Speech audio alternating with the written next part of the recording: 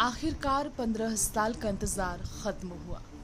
जी हाँ, इंतज़ार ख़त्म हुआ हिंदुस्तान के हर बाशिंदे का, जिसने तहव्वुर हुसैन राणा को उसके कर्मों के लिए सज़ा भुगतने का पिछले 15 साल से किया था इंतज़ार।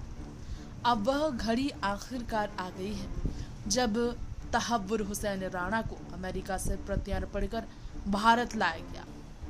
चलिए आज हम तहव्वुर राणा की पूरी क्राइम कुंडली के बारे में बात करते हैं। आखिर कैसे डॉक्टर से एक बिजनेसमैन और फिर आतंकी बना तहव्वुर हुसैन राणा। जी हाँ, मुंबई के 26/11 हमले का साजिश करता रहा तहव्वुर राणा का क्या है क्राइम से जुड़ा इतिहास पूरा। आज इसे हम खंगालेंगे। जी हाँ, आज हम इसे खंगालेंगे और जानेंगे आखिर कितना पढ़ा लिखा है ये शख्स जो कि खूंखार बन चुका है। 64 साल के तहव्वुर राणा का सबसे पहले जन्म के बारे में बात कर लेते हैं। 26/11 के साजिशकर्ता तहव्वुर राणा की बात करें तो 64 वर्षीय तहव्वुर राणा का जन्म पाकिस्तान के पंजाब प्रांत के चीचावतनी शहर में हुआ था। रिपोर्ट्स कहते हैं कि मेडिकल की पढ़ाई पूरी करने के बाद वो पाकिस्तानी सेना की मेडिकल कोर में शामिल हो गया था। जी हाँ, मेडिकल पढ़ाई करने के बाद, डॉक्टरी की पढ़ाई करने के बाद पाकिस्तानी सेना की मेडिकल कोर में शामिल हुआ था। वो समझ सकते हैं आप कि उसे सेना के बारे में कितना अंदाज़ा लगा होगा।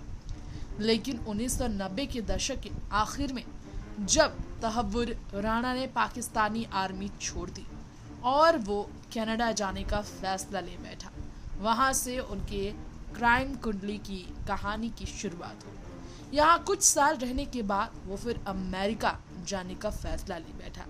क्या उसके दिमाग में आखिर चल रहा होगा, बात करते हैं। यहाँ इसने शिकागो में अपना इमिग्रेशन बिजनेस शुरू किया था। क्या आप सबको पता है? तहव्वुर ने फर्स्ट वर्ल्ड इमिग्रेशन सर्विसेज नाम से अपना कारोबार भी शुरू किया था और ऐसे वो अपनी ज़िंदगी बेहतर तरीके से गुजारने के फिराक में था। लेकिन इस दौरान वो अमेरिका में डेविड कोलमैन हेडली के संपर्क में आ गया। हेडली भी मुंबई हमले का ही साजिशकर्ता बताया जाता है। जी हाँ, लेकिन दाऊद गिलानी के नाम से भी जिसे जाना जाता है, उसके बारे में क्या कहती है रिपोर्ट। दरअसल डेविड हेडली तहव्वुर राणा का बचपन का दोस्त रहा है, ये खुलासा हुआ है। डेविड हेडली के संपर्क में आने के बाद ही तहव्वुर राणा ऐसी गतिविधियों में, देश विरोधी और इंसानियत को शर्मसार कर देने वाली गतिविधियों में शामिल हो गया था और उसकी विचारें खूंखार हो चुकी थी। इंसानियत उसके अंदर खत्म होती चली गई थी। कहा जाता है वो लश्कर-ए तैयबा से इसके बाद ही जुड़ गया था। इसी दौरान वो लश्कर-ए तैयबा से जुड़ा। ये आप सबको हमें बताने की ज़रूरत नहीं, लश्कर-ए तैयबा क्या है। जी हाँ, लश्कर-ए तैयबा दुनिया भर में कुख्यात टीम में से एक है। भारतीय जांच एजेंसी ये कहती है कि तहव्वुर राणा ने 26/11 मुंबई हमलों की योजना बनाने वाले हेडली की भरपूर मदद की थी। हेडली और राणा ने कथित तौर पर लश्कर-ए तैयबा यानी कि LET और हरकत-उल-जिहाद इस्लामी हुजूम के साथ मिलकर ही मुंबई और अन्य भारतीय शहरों में हमले करने की पूर्ण रूप से साजिश रची। तहव्वुर राणा कई सालों से पाकिस्तान की खुफिया एजेंसी ISI के लिए भी काम करता रहा था। ये भी सच निकलकर सामने आया तहव्वुर राणा को लेकर। तो हमने आपको उसके डॉक्टर से बिजनेसमैन और फिर अमेरिका में कारोबार छोड़ उसके क्राइम की तरफ बढ़ने की कदम से वाकिफ कराया है। इसके अलावा उसके बारे में ये बताना चाहेंगे हमारी आज की इस खास रिपोर्ट में कि तहव्वुर राणा केस में एक नया मोड़ आ गया है। जी हाँ, बताना चाहेंगे हम आपको हमारी इस रिपोर्ट में सजा तहव्वुर राणा को फांसी की मिलेगी या नहीं, इस पर विवाद शुरू है।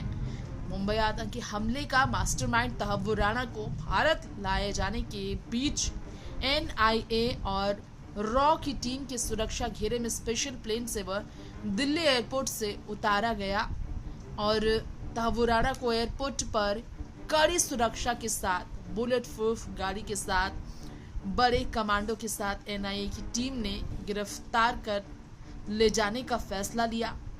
जी हाँ, रिपोर्ट है कि तिहाड़ और आर्थर रोड जेल में रह सकता है तहव्वुर राणा। एनआईए अदालत में तहव्वुर राणा को पेश भी किया जाने की तैयारी है। रॉ भी राणा से पूछताछ करेगी। से जुड़ी तस्वीरें हैं, कितनी स्ट्रिक्ट तरीके से तहव्वुर राणा को लाया जा रहा है। आप तस्वीरों में भी देख सकते हैं कैसे पूरी सुरक्षा के साथ उसे लाया जा रहा है। इसके अलावा हम आपको हमारे इस रिपोर्ट में यहाँ जानकारी तहव्वुर राणा को लेकर ये भी देना चाहेंगे। इस पूरे मामले में दिल्ली स्थित एनआईए अदालत में फैसला कब होगा, पूरा इस पर चर्चा है। पल्ला झाड़ने में पाकिस्तान जुट गया है तहव्वुर राणा से। इस वक्त पाकिस्तान ने उसे लेकर कहा कि तहव्वुर राणा का पाकिस्तान से कोई नाता नहीं, वो कनाडा का नागरिक है। पाकिस्तान पूरी तरह से पल्ला झाड़ चुका है। पाकिस्तान में तहव्वुर राणा की परवरिश हुई थी, रिपोर्ट्स कहते हैं। पाकिस्तान में ही वो पैदा हुआ था, वहीं उसने पढ़ाई की थी, मेडिकल की पढ़ाई उसने वही की थी। इसके बाद ही वो कनाडा गया था और एक व्यवसायी बन गया था। कथित तौर पर आवाजरन सेवाओं में विशेषज्ञता हासिल की थी उसने। Special weapons and tactics sweat commando वाहन पटियाला हाउस कोर्ट पहुंचने के बाद इस तरह की खबरें हैं। भारतीय न्याय संहिता और गैर कानूनी गतिविधियां रोकथाम अधिनियम के तहत तहव्वुर राणा पर जो पूरे कांड का आरोप है, भारत के खिलाफ युद्ध छेड़ने की साजिश और ऐसे कृत्यों के आरोप उन पर लगे हैं। यदि दोषी ठहराया जाता है वो तो उसे आजीवन कारावास या फिर देखा जाए तो मृत्युदंड का सामना करना पड़ सकता है। जेल अधिकारियों का ये भी कहना है कि तिहाड़ में पहले से ही कई तरह के गैंगस्टर बंद हैं।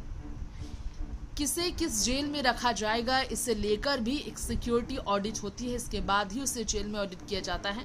तहव्वुर राणा को गिरफ्तार करने की एनआईए की प्रक्रिया शुरू हुई थी जब, इसके बाद आपको बता दें यहाँ पर हमारी इस रिपोर्ट में तमाम खबरें आई, उसे लेकर यहाँ पर आपको बता दें राणा के प्रत्यर्पण के मद्देनजर केंद्रीय गृह मंत्री अमित शाह ने भी बुधवार को विदेश मंत्री एस जयशंकर एवं राष्ट्रीय सुरक्षा सलाहकार अजीत डोभाल के साथ एक बैठक की और बताया कि बैठक में आईबी के निदेशक थप्पन डेका और विदेश सचिव विक्रम मिस्री भी उपस्थित थे। बैठक में कई मुद्दों पर चर्चा हुई लेकिन जानकारी नहीं दी गई, इसे सस्पेंस रखा गया, खुफिया रखा गया। भारत में कुछ और भी ऐसे हमले हैं जिसमें राणा की भूमिका के सबूत मिले हैं।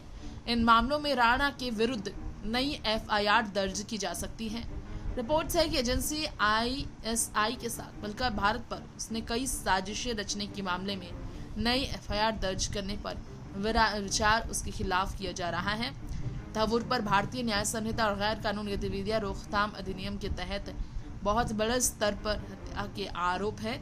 इसके अलावा आपको बताना चाहेंगे हमारी इस रिपोर्ट में Jawaharlal Nehru stadium metro station का गेट नंबर 2 जो एनआईए मुख्यालय के सामने है, उसे बंद कर तहव्वुर को एनआईए मुख्यालय ले जाने के लिए पूरी सिक्योरिटी तैनात नजर आई।